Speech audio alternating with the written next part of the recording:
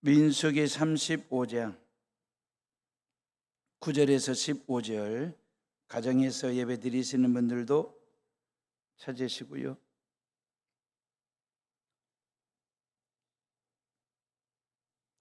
민수기 35장 9절에서 15절 찾았으면 저랑 같이 한 목소리로 읽습니다. 여호와께서 또 모세에게 말씀하여 이르시되 이스라엘 자손에게 말하여 그들에게 이르라. 너희가 요단강을 건너 가나안 땅에 들어가거든 너희를 위하여 성읍을 도피성으로 정하고 부지 중에 살인한 자가 그리로 피하게 하라.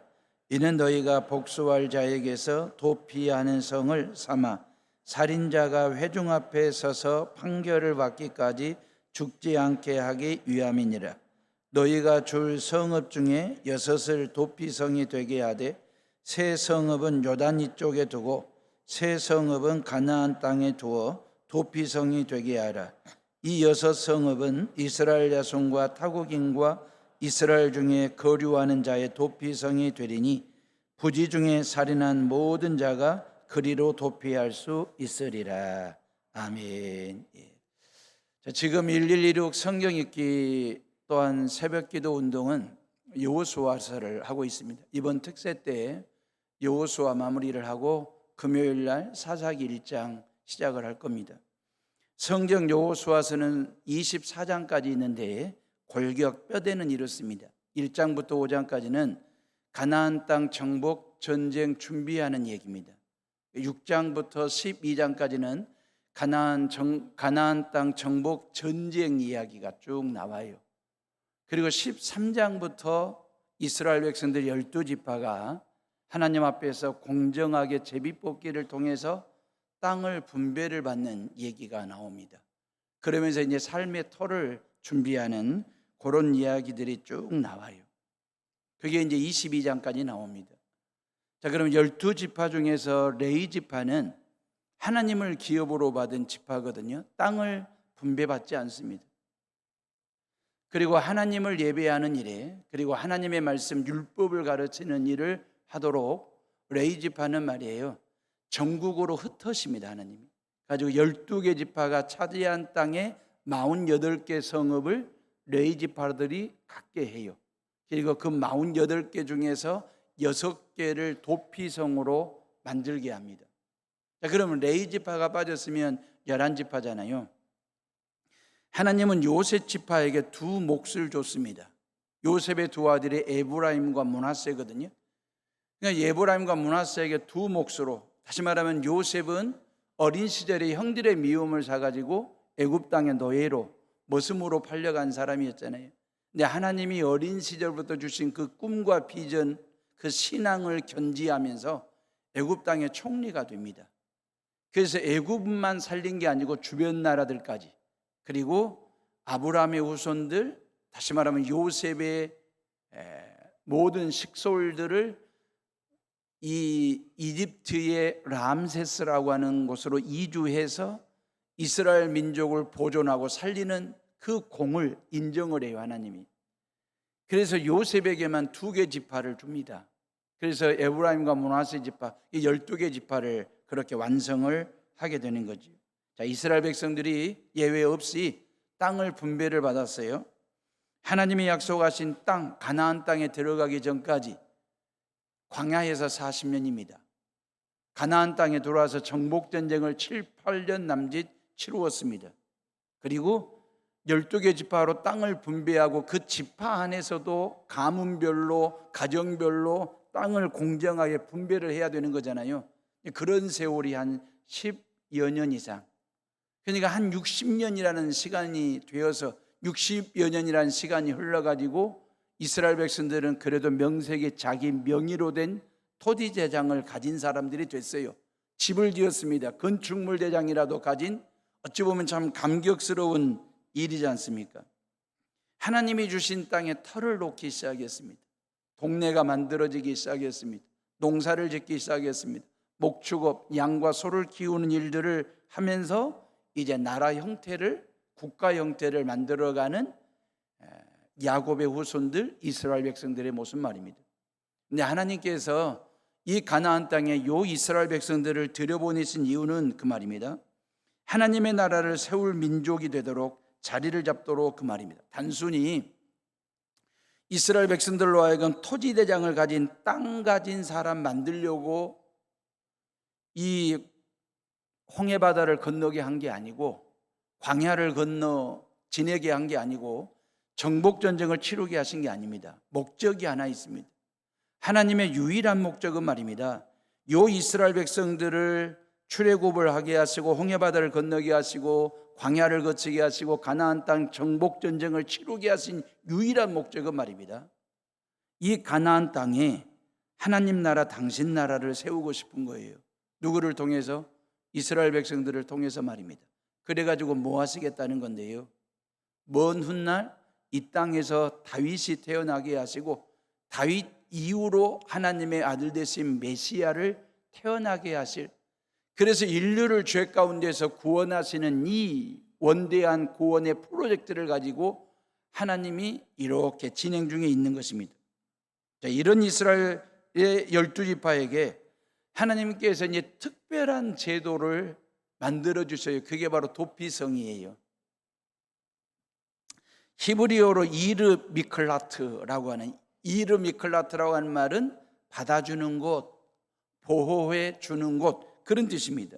이 도피성 이야기는 아주 성경에 여러 번 나올 정도로, 그 얘기는 뭔 얘기냐면 그 정도로 중요한 제도를 하나님이 이스라엘 백성들이 다 정착을 하는 시점에 이 제도를 말씀하신 거예요. 11절 말씀 봐보실래요? 우리 다 같이 11절 읽어봅니다. 시작. 너희를 위하여 성읍을 도피성으로 정하여 부지 중에 살인한 자가 거리로 피하게 하라. 그랬어요.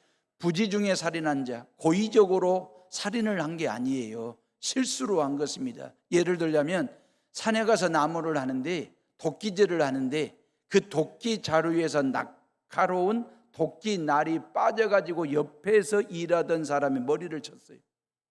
죽었어요. 고의적이지 않습니까? 이건 실수로 한 일이거든요. 과실치사 말입니다.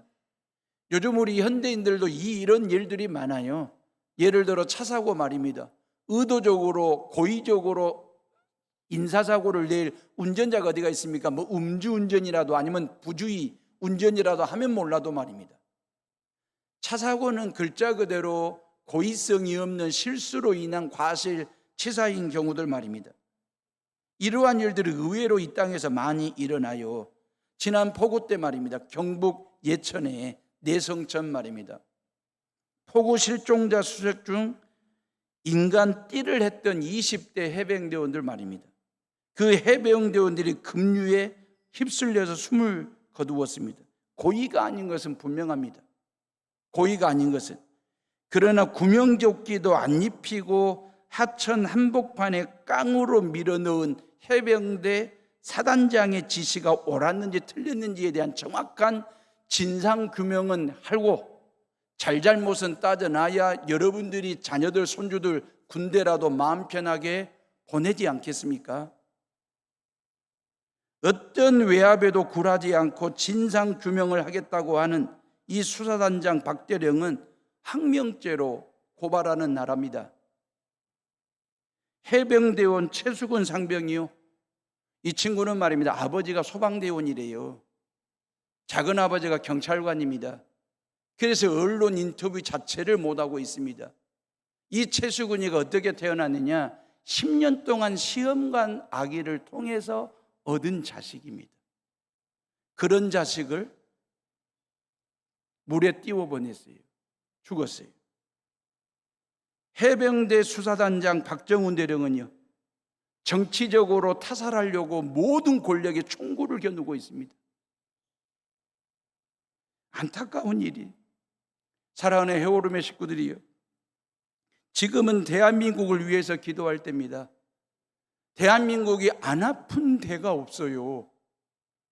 대한민국 여기저기를 쑤셔보면, 들어가 보면 안 아픈 곳이 없을 정도로 중병아리를 앓고 있는 이 대한민국을 위해서 크리스찬들이 새벽마다 모여서 기도하고, 여러분들이 기도할 때마다 나라와 민족을 위해서, 한국교회 건강성을 위해서도 기도하셔야 되고, 대한민국 정부를 위해서도 여러분들이 기도하셔야 돼요.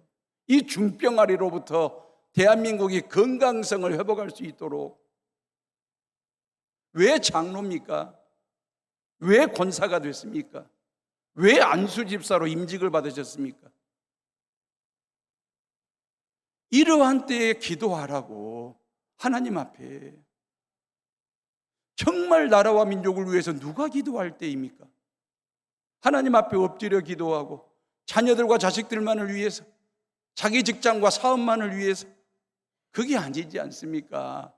지금은 정말 울며 하나님 앞에 회개하며 한국교회의 건강성과 한국 정부의 발음을 오름을 위해서 기도하고 또 기도하라고 저와 여러분들을 하나님 백성 삼아 주셨으니까. 실수로 인하여 사람을 죽인 경우 아무런 죄가 없느냐? 아니면 과실치사도 아무런 죄가 없느냐? 아니에요. 도피성으로 도망가면 되는 거냐? 아니에요. 성경의 가르침은. 12절 말씀 봐보세요. 왜 도피성을 만들었는지. 다 같이 12절 시작. 이는 너희가 복수할 자에게서 도피하는 성을 삼아 살인자가 회중 앞에 서서 판결을 받기까지 죽지 않게 하기 위함이니라 그랬어요. 복수할 자 그 말입니다. 가해자가 있잖아요. 피해자가 있지 않습니까? 그 피해자를 대신하여 복수할 수 있는 자격을 갖추고 있는 사람이 누구냐면 가족 아니면 친척입니다. 이게 합법화되어 있어요. 구약에서는 지금. 그렇기 때문에 보복할 자가 이 실수로 과실로 인하여 살인, 죄를 범한 과실치사자를 어떻게 해요? 복수할 수 있다 그 말이에요. 보복할 수 있다 그 말이에요. 그러면 또 다른 피해 보복이 반복되는 거이지 않겠습니까? 그러면 얼마나 사회가 살벌하겠습니까? 사회가 피비린내가 나는 그런 사회가 될 수 있는 피해 복수 말입니다. 그래서 하나님은 이러한 과실치사자의 생명을 우선적으로 보존하고 지키실 목적으로 전국 각지에 6개 도피성을 만들라고 말씀하신 것이거든요. 이건 파격적이에요. 자비로운 일이에요. 그래서 요단강 건너기 전 동편 땅에 베셀과 라못과 골란 땅에 도피성 3개를 모세가 살아 생전에 3개를 만들었어요. 그 요단강 건너 서편 땅에 여호수아가 정복전쟁을 끝내고 난 다음에 게데와 세겜과 헤브론 땅에 여호수아가 3개를 만들었습니다. 그래서 전국 6개 도피성이 만들어진 거잖아요. 32km 반경 내에 도피성을 다 만들었습니다. 이유가 뭡니까? 32km 정도는 하루길 정도 뛰면 달려서 도망을 치고 피신할 수 있는 거리 안에 도피성을 만들어 놓으신 거예요.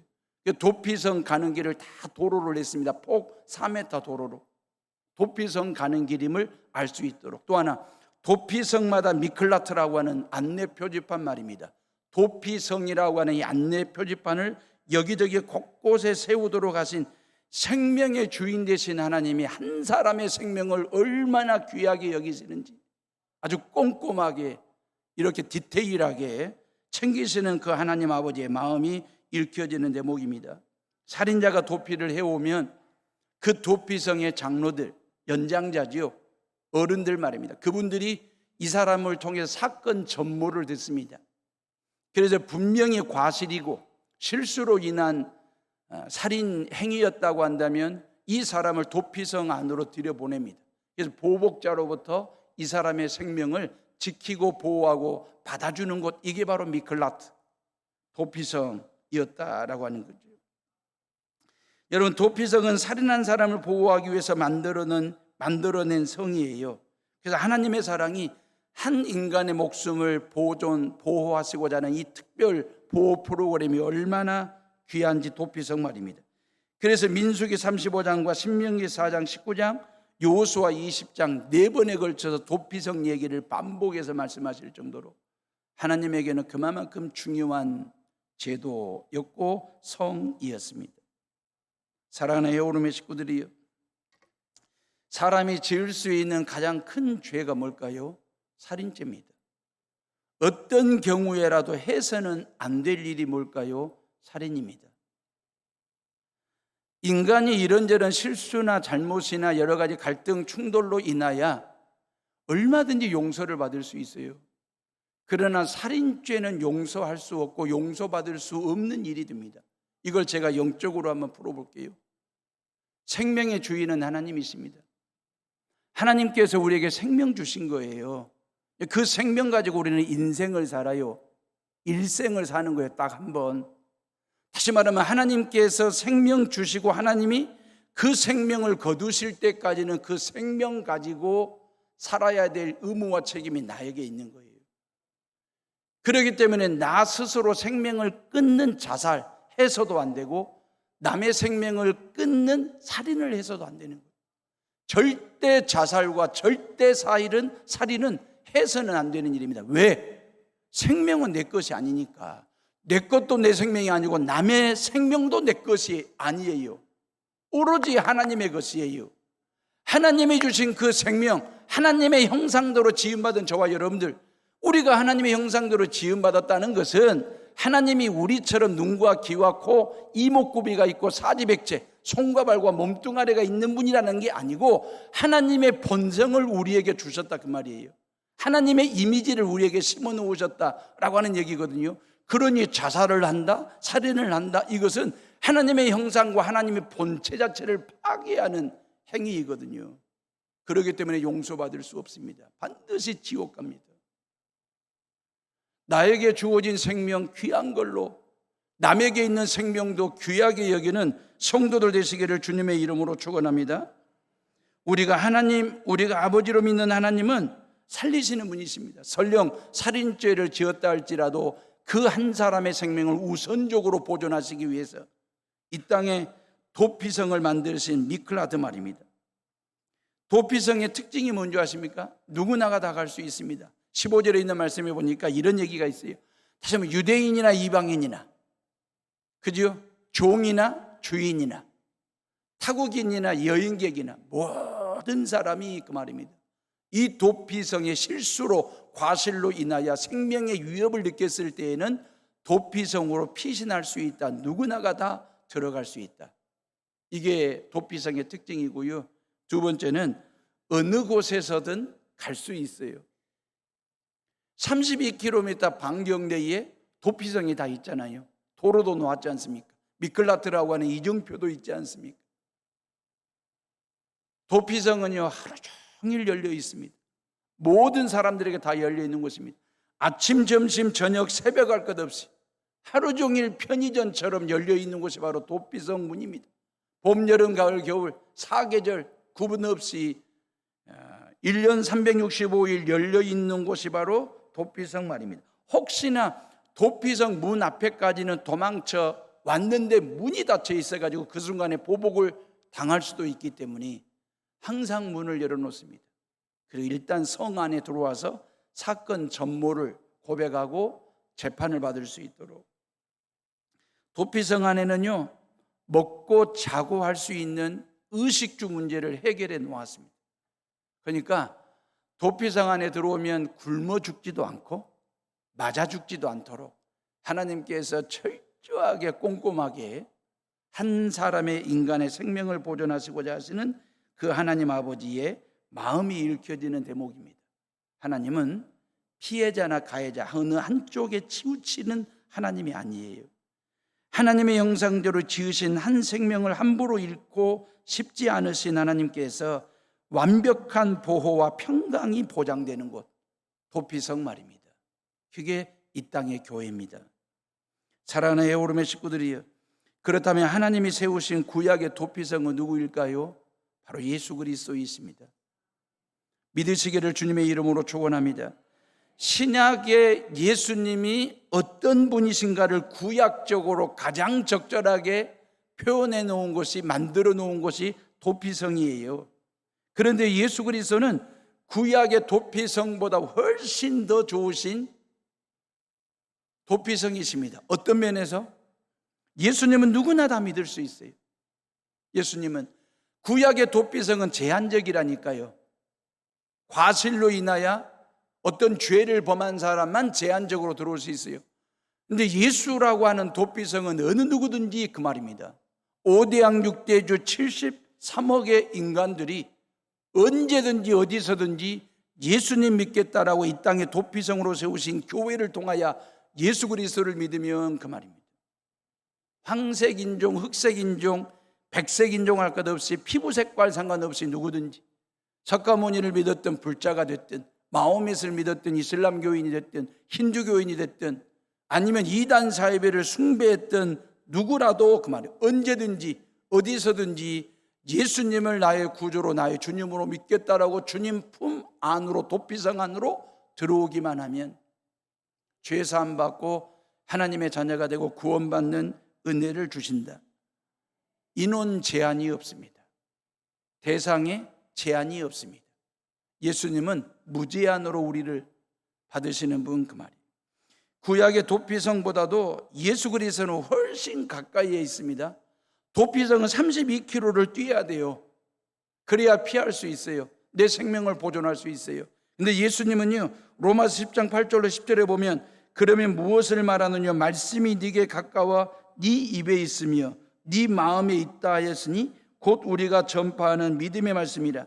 네가 만일 네 입으로 예수를 주로 시인하며 또 하나님께서 그를 죽은 자 가운데서 살리신 것을 네 마음으로 믿으면 구원을 얻으리니 사람이 마음으로 믿어 의에 이르고 입으로 시인하여 구원에 이르느니라 그랬잖아요. 우리가 마음으로 믿고 입술로 예수님을 구주로 고백하면 그 즉시 말입니다. 예수님이 내 안에 들어오시고 내가 예수 안에 들어가는 존재가 된대요. 얼마나 간단합니까? 멀리 갈 필요 없습니다. 뛸 필요가 없습니다. 예수님은 항상 내 마음 문 앞에, 인생 문 앞에 노크하고 계시는 분 말입니다. 열기만 하면 되는 것입니다. 그 예수님을 내 마음에 하나님의 아들로 구세주로 십자가에 죽으시고 3일 만에 부활하신 주님으로 받아들이기만 하면 그 말이에요.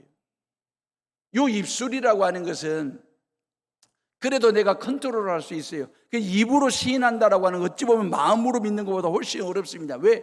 마음은 내 마음대로 안 되는 거거든. 근데 입술은 내 마음대로 할 수 있는 거예요.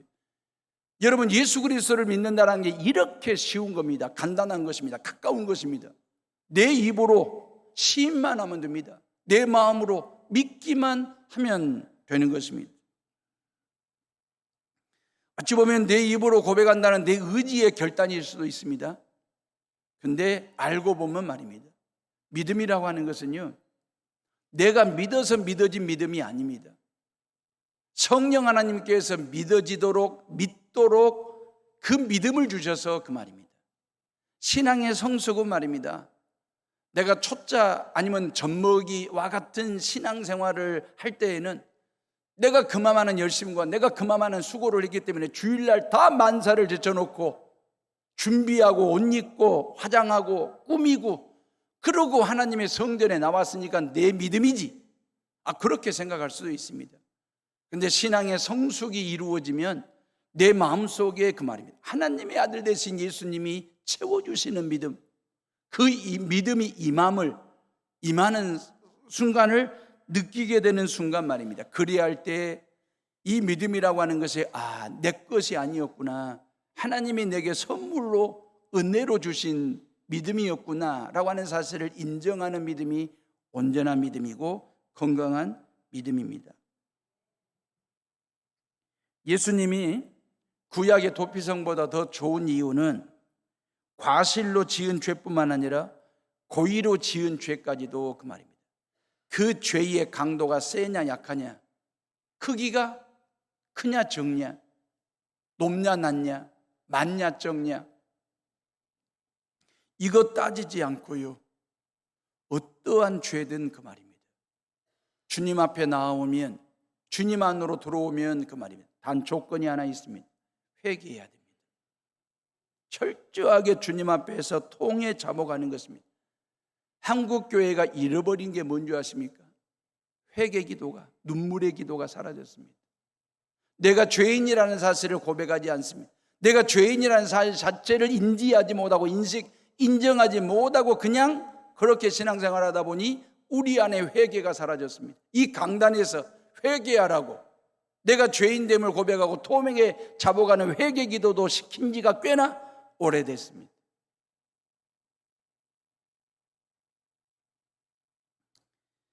우리가 하나님 앞에서 철저하게 회개하는 것 말입니다. 죄인됨을 말입니다. 그리고 하나님의 은혜를 덧입고 하나님의 용서받은 자로 살아가는 것, 그리야 할 때 우리의 하루하루의 삶이 얼마나 감격스럽고 감동이 있는지 그 말입니다. 히브리서 7장 25절에 그러므로 자기를 힘입어 하나님께 나아가는 자들을 온전히 구원하실 수 있으니 그랬어요. 이는 그가 항상 살아서 저희를 위하여 간구하심이니라 그랬어요. 하나님은 항상 살아계셔서 우리를 위하여 성령을 통해서 간구하신대요. 그래서 우리에게 온전한 구원을 주시는 분 그랬습니다. 여러분, 예수 그리스도는 일시적인 피난처가 아닙니다. 구약의 도피성은요 일시적입니다. 그런데 예수 그리스도 그분은 영원한 신분이십니다. 예수 그리스도를 구주로 믿고 영접하고 예수님이 내 안에, 내가 예수 안에 들어가는 순간 나는 영원한 천국, 영원한 생명, 영원한 구원을 받는 하나님의 거룩한 자녀가 된다라는 사실을 믿는 것. 요한복음 6장 37절에 아버지께서 내게 주시는 자는 다 내게로 올 것이요 내게 오는 자는 내가 결코 내어 쫓지 아니하리라 그랬어요. 예수 안에 들어오는 사람은 결코 내어 쫓지 아니하시겠다. 근데 구약의 도피성은요 과실이 아니라 고이면 내쫓김을 당하는 것이니까. 여러분, 예수 그리스도 안에 용서가 있습니다. 평안이 있습니다. 소망이 있습니다. 영생이 있습니다. 부활이 있습니다. 천국이 있음을 믿으시고 주님 안에서 영생 복락을 누리시는 성도들 되시기를 주님의 이름으로 축원합니다. 도피성은 말이에요 부자 되는 곳이 아니에요. 병 낫기 위해서 들어가는 곳이 아닙니다. 지혜로운 사람, 지적인 사람이 되기 위해서 도피성에 들어가는 게 아니고 도피성을 만들어 놓은 목적, 유일한 목적은 말입니다 살기 위해서입니다. 육체적으로 사는 것이 아니라 영적으로 사는 것 말입니다. 왜? 죄의 삭은 사망이기 때문에 죄 아래 놓인 사람은 반드시 죽게 돼 있어요. 영적으로. 하나님과 나 사이에 탯줄이 끊어진 사람이지 않습니까? 죄 때문에 말입니다. 그러면 죄 아래 놓인 자는 죽을 수밖에 없어요.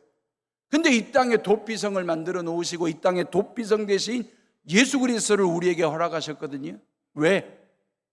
그 예수 그리스도를 통해서만이 살 수 있기 때문에 영적으로 하나님의 거룩한 백성이 되게 하시고 죽음으로부터, 죄로부터, 사망과 저주로부터 우리를 구원하시는 분이 오직 예수 그리스도이시고 그곳이 바로 도피성 교회가 되기 때문에 그 말입니다.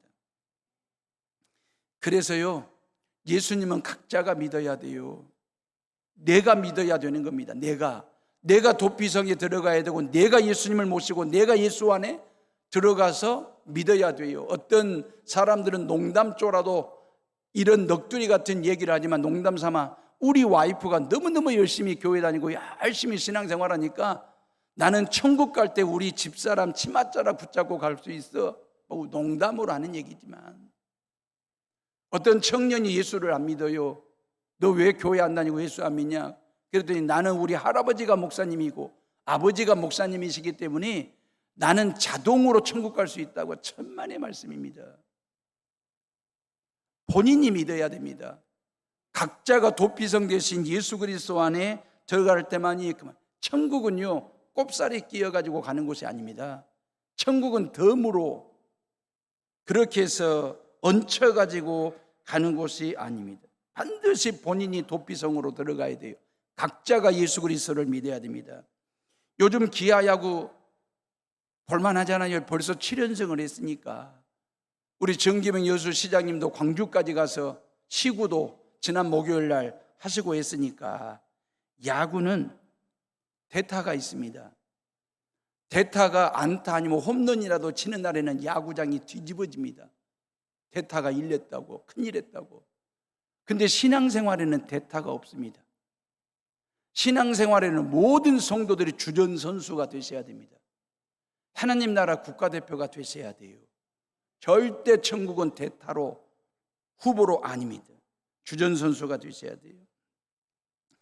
도피성 대신 예수 그리스도, 그 예수 그리스도를 통해서 우리는 죄 사함 받는 것이거든요. 아담과 하와는요, 사탄 마귀는 말입니다, 철저하게 고의적이었습니다. 에덴 동산에 아담과 하와를 유혹해서 하나님의 말씀에 불순종하는 자로, 선악과를 따먹는 자로, 그리고 하나님처럼 되고자 하는 교만한 자로 고의적으로 만들었습니다. 사탄 마귀는 철저하게 치밀합니다. 고의적으로. 그래서 아담과 하와를 도피성 에덴 동산으로부터 내침을 당하게 하는 것이 사탄 마귀의 고의적인 전략이었습니다. 그래서 인간은 죄인이 됐습니다. 죄 아래 놓인 자가 되었습니다. 이 죄 문제를 해결하지 않으면 다 영적으로 죽습니다. 그래서 하나님의 아들 되신 예수 그리스도께서 메시아로 오셔가지고 예수님이 고의적으로 십자가에 죽었습니다.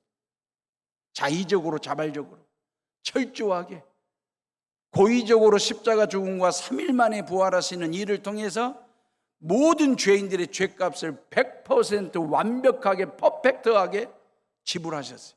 죄값을. 그 예수 그리스도를 도피성 삼고 그 예수 그리스도를 믿는 자마다 모든 죄로부터 사함받고 하나님의 자녀가 되는 고의적인 그런 은혜를 우리에게 허락하신 분이 예수 그리스도. 사탄 마귀는 고의로 우리를 죄를 짓게 합니다. 목적이 뭡니까? 하나님과 우리 사이에 신앙의 탯줄을 끊는데 사탄 마귀의 전략이 바로 거기에 있습니다. 죄를 가지고 끊었습니다. 예수 그리스도는요, 고의적으로 십자가를 지고 3일 만에 부활하셨습니다. 이유가 뭡니까? 하나님과 우리 사이에 끊어진 신앙의 탯줄을 다시 연결해 주셔가지고 하나님의 말씀을 공급받도록, 하나님의 은혜를 공급받는 하나님의 거룩한 백성으로 살도록 하시려고 예수님이 고의적으로 그 말이에요. 사랑하는 헤어오름의 식구들이요, 이제 우리의 헤어오름 교회가 미클라트 도피성이 되어야 되지 않겠습니까? 하나님께서 가나안 땅 6곳에 도피성을 세우신 것처럼 이 여수 땅에 헤어오름 교회가 그런 도피성이 될 수 있도록 모든 허물 많은 사람들, 부족한 사람들, 연약한 사람들, 죄인된 사람들, 모든 사람들을 받아주는 곳 미클라트가 되라고, 보호해주는 그런 곳이 되라고, 예수님의 품 같은 그런 도피성이 되라고. 그래서 모든 성도들은 사람을 낚는 어부가 되고 죄인들을 낚는 어부가 되고 우리 교회는 구원의 방주선이 되는 일들 말입니다. 우리 헤어오름 교회가 죄인들이 예수님 믿고 구원받아 천국 갈 수 있도록 터미널 역할을 해야 되지 않겠습니까? 우리 교회가 허브 역할을 해야 되지 않겠느냐라고 하는 것입니다. 이르 미클라트, 받아주는 곳, 보호해 주는 곳 말입니다. 돼야지. 예수님이 허물 많은 저와 여러분들을, 우리를 조건 없이 받아주셨잖아요. 그죠? 하나님께서 저와 여러분들을 보실 때 이것저것 다 재고 이것저것 따지고 그렇게 해서 당신 자녀 삼아주시고 받아주신 분이 아니라 예수님은 우리를 무조건 받으시고 무제한으로 받아주신 분이십니다. 만약에 주일날 예배를 드리는데 이 성전에 들어가서 예배 드릴 자격 여부를 심층 면접을 통해서 따져가지고 확인해가지고 예배를 드릴 수 있도록 한다면 이 성전에 들어와서 예배 드릴 수 있는 사람이 몇 명이나 될까요? 저는 설교할 수 있을까요? 몇 명이나 될까요? 여러분 들어올 자신이 있습니까? 지난 한 주간의 삶을 심층 면접을 통해서 우리 예수님이 이것저것 다 따져보고 떠들어보고 그래가지고 자격 여부를 따져가지고 성전 안에 들여보낼 것 같으면 몇 명이나 들어오셨겠느냐고요. 우리의 헤어오름 교회는 예수님은 편의점도 24시간 열어놨는데 당신 성전 문을 닫으실 분이 아니십니다. 열어놓았습니다. 누구든지 언제든지 얼마든지 와서 예배를 드릴 수 있도록. 그래서 이 예배가 가능한 거예요. 제가 설교할 수 있는 이유는 그겁니다. 잘나서가 아닙니다. 잘해서가 아닙니다. 절대적인 하나님의 은혜를 덧입은 목사이기 때문에 이것저것 따지지 않고 목사로 세워주셔가지고, 그러면 예수님이 우리를 그렇게 받아줬잖아요. 그러면 우리도 이웃을 그렇게 받아주셔야지. 예수님이 우리를 그렇게 품어주셨잖아요. 그러면 우리도 이 세상에 나아가 이웃을 그렇게 품으셔야지. 미클라트 말입니다. 받아주는 사람이 돼야지. 얼마나 세상에 각박한지, 얼마나 세상에 살벌한지 그 말입니다. 받아주는 곳이 있던가요? 받아주는 사람들이 있던가요? 받아주지는 못하고 들이받기만 하는 세상인데, 그런 세상 속에서 예수 그리스도를 믿는 저와 여러분들이라도 받아주는 품을 가지고 있어야 되지 않겠습니까? 도피성처럼 말입니다. 미클라트하는 그런 존재만, 예수님 닮은 작은 도피성으로 살아가는 것 말입니다. 이것저것 다 따지면 사람 못 받아들입니다. 품을 수 없습니다. 예수님이 나를 그냥 받아주신 것처럼, 품어주신 것처럼 우리도 이웃을 그렇게 받아주고 품어주고 안아주면 지금보다 더 나은 세상 되지 않을까. 지난 화요일 날 점심 먹고 난 후에요, 여천 제1교회 목사님이 저한테 뭘 좀 물어볼 게 있다고 해서 전화를 했어요. 한 20-30분 정도 통화를 했습니다. 통화를 끝내고 난 다음에 제 목양실 문을 노크하는 소리를 들었습니다. 대체적으로 우리 교인들이 제 목양실을 올 때에는 사무실을 들려서 오신다든지 아니면 사전에 전화로 저하고 약속을 해서 신앙 상담 아니면 신방할 수 있도록 약속을 잡고 미팅을 하게 되는데, 또한 우리 교인들이 목양실 문을 노크할 때는 동시에 합니다. 호칭을 씁니다. 목사님, 목사님, 두 가지를 동시에 하거든요. 노크하면서 호칭을 쓰거든요. 근데 노크만 하는 거예요. 오후 한 2시 정도 됐는데 그게 누굴까 하고 문을 열었더니 좀 빽빽하게 마른 체격의 한 30대 후반의 남자분이 서 있었습니다. 찾아오신 거예요. 곤색 양복을 입었어요. 근데 얼마나 땀으로 쩔었는지 쩔은 내가 나요. 그리고 이제 목양실로 들어오시라고 했어요. 그분의 사연을 들었습니다. 회사 생활을 하다가 또 회사 생활이 힘들고 벅차기도 하고 견딜 수 없는 상황이 생겨서 한바탕 하고 퇴사를 했다는 거예요. 그리고 온 몇 가지를 챙겨가지고 아무런 연고도 없는 여수 땅에 내려왔는데 며칠 지내다 보니까 내가 괜한 짓 했다는 생각이 들어가지고 다시 서울로 가고 싶어서 왔다는 거예요. 그러면 이제 여러분들의 눈빛을 보면 제가 뒷말을 안 해도 다 상상이 가는 거예요. 지금 다 소설들을 쓰고 계세요. 맞아요. 그분이 하는 말이 동대문에 있는 고모네 집밖에 의지할 데가 없습니다. 서울까지 가야 되는데 제 수중에 돈이 조금밖에 없어서 차비 좀 도와달라고 그러시는 거예요. 그래서 제가 서울 가시는 교통비 하시라고 5만 원을 드리고 돈 10,000원을 우리 배주찬 목사님과 한지성 전사님에게 10,000원을 주면서 따뜻한 국밥 한 그릇 사서 대접해 드리고 여천역까지 봉고차로 태워다 드리라고 두 분에게 일을 맡겼습니다. 이런 돈은 교회 재정으로 하면 제가 재미가 없습니다. 보람도 없습니다. 호주머니를 열어야지. 제 사비로 그렇게 해서 했습니다. 혹시나 우리 목사님 참 순진하게 둘렸네, 속았네, 이 생각하시는 분들이 많을 겁니다. 예, 그럴 수 있어요. 저도 압니다. 상대방이 나를 둘리는지 내가 지금 속고 있는지 그 정도 모를 나이는 아닙니다. 저도 살아온 세월이 있습니다. 그러나 목사는 간혹 속아주기도 하고 둘려주기도 할 줄 아는 사람이 돼야 되지 않겠습니까? 목사마저도 그 말입니다. 깐깐하게 사람을 대하고 각박하게 사람을 계산적으로 대한다면 누가 기댈 것이며 누가 찾아오겠습니까? 목사가 속는 셈 치고 둘리는 셈 치고라도 속아줄 줄 아네요. 제가 둘렸는지 속았는지는 중요하지 않습니다. 그날 그분은 해오른교회를 도피성으로 삼고 찾아오신 분이고 저를 만나려고 목양실에 오신 분입니다. 제가 할 일은 이르미클라트 하는 거죠. 받아주는 거죠. 품어주는 거죠.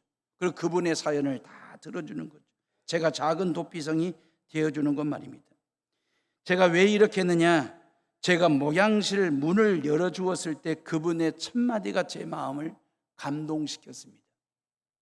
통화 중이라서. 통화가 끝날 때까지 기다렸습니다. 그랬어요, 첫마디가. 목양실이 방음이 좀 잘 안 돼요. 그래서 제가 통화하는 소리를 밖에서 들었던 모양이에요. 저는 20-30분 정도 통화를 했는데 그분이 얼마나 기다렸는지 모르지만 그래도 돈 빌리러 왔고 도움 청하러 구걸하러 왔지만 그래도 내가 최소한의 예의는 지켜야 되겠다라고 하는 그 발음, 옳은 말입니다. 제 마음에 감동을 줄 수 있었던 것은 딴 게 아니었습니다. 그분의 첫마디, 통화 중이라서. 통화가 끝날 때까지 기다렸습니다. 젠틀맨 거린 아닙니까? 이 정도면. 그래서 그분은 저를 그렇게 예의를 갖고 대하는데 저도 그분을 예의를 가지고 대해 드리고 싶었습니다. 사비를 털어서라도 더 많은 돈 드리고 싶었지만, 작은 돈이지만 아낌없이 차비를 드리고 국밥 한 그릇 드시게 하고 기차 태워 보내드렸습니다. 제가 이 일을 저희 집사람에게 쭉 설명을 했습니다. 그랬더니 저희 집사람이 이런 정신 나간 6만 원이 얼마나 큰 돈인데 막 이랬을까요? 아니요. 저희 집사람이 잘했다고. 진짜 당신답다고. 목사답다고. 저는 그날 6만 원 쓰고요, 600만 원짜리 칭찬을 저희 집사람한테 받았습니다. 그러면 행복이지. 이게 도피성이지 않을까요? 자랑하려고 하는 얘기가 아닙니다. 세상을 둘러보세요. 여러분들의 주변들을 둘러보세요. 참 각박하게들 삽니다. 힘들게들 삽니다. 눕고 싶은데 누울 데가 없고, 기대고 싶은데 기댈 데가 없습니다. 대화를 나누고 싶은데 대화 나눌 사람이 없습니다. 이 땅의 크리스찬들이 미클라트가 돼야 되지 않겠습니까? 누군가가, 여러분들의 직장 동료들, 이웃들이 나랑 같이 커피 한잔 하자고. 그러면 커피 한 잔을 놓고 마주보고 앉아서 자식들 키우는 얘기도 좀 하고, 남편들 뒷담화도 좀 하면서 재미있게 포근하게 따뜻하게 푸근함을, 그래서 상대방으로 하여금 내가 믿는 예수 그리스도, 당신이 믿는, 당신이 다니는 교회라면 나도 그 교회 다니고 싶다라고 하는 감동을 줄 수 있는, 보여줄 수 있는 미클라트, 그 말입니다. 우리가 그런 분들이 되셔야 돼요. 그래야 여수가 지금보다 더 따뜻해집니다. 그래야 대한민국의 중병아리로부터 벗어날 수 있고 건강성을 회복할 수 있습니다. 우리가 예수의 품을 가지고 모든 사람들을 받아주고 품어줄 때, 그게 진정한 신앙인의 품격이고 영격이다라고 생각을 합니다. 기도하겠습니다.